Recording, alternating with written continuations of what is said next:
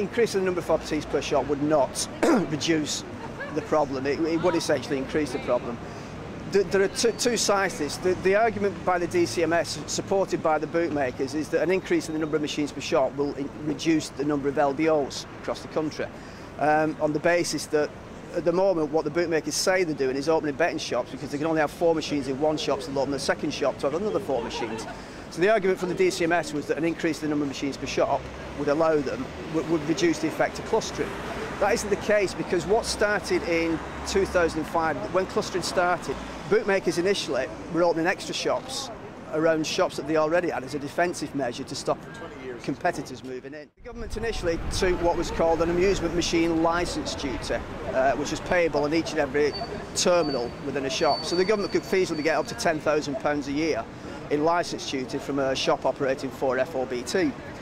What the government's now done, as from the 1st of February 2013, the government's introduced a machine gaming duty at a fixed rate of 20%. Now, the bootmakers are claiming that's going to cost them £50 million a year, which is probably not far off the mark. There is a cost factor with MGD.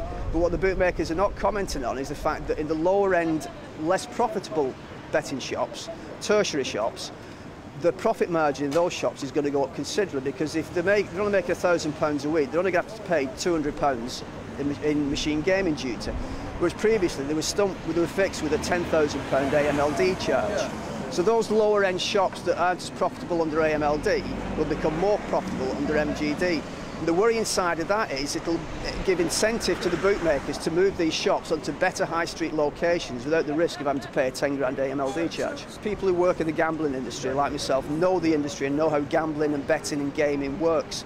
People in government have a very distinct less understanding of gambling, and it's very easy for the bootmakers to manipulate these people in getting what they want because they don't understand the issue of gambling, gaming and betting. Part of the problem is that bootmakers have been allowed to self-regulate for the last 10 years. And I think self-regulation in an industry that involves 5.6 billion gross gambling a year, I don't think that is effective.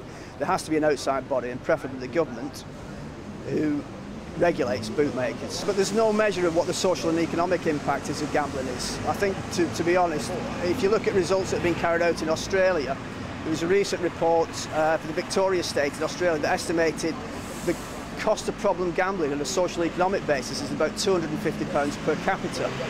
If you apply that over here, that's quite a substantial amount of money. It's in the billions.